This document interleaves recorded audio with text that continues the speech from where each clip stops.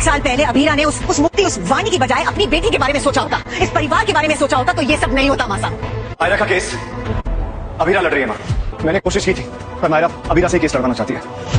पर मायरा तो अभीरा से नफरत करती है। शायद मायरा को माँ की इंपॉर्टेंस समझ आने लगी है।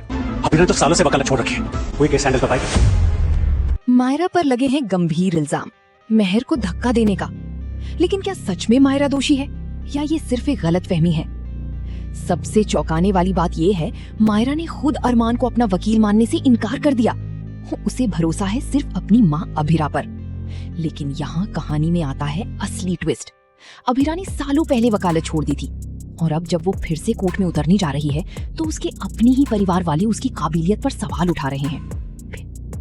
अभीरा खुद भी डरी हुई है। उसे डर है कि अगर वो ये केस हार गई तो वो हमेशा के लिए अपनी बेटी मायरा का भरोसा खो देगी। लेकिन तभी अरमान उसे हिम्मत देता है और कहता है, एक वकील केस हार सकता है लेकिन एक माँ कभी नहीं हारती। और अब सच्चाई धीरे धीरे सामने आ रही है।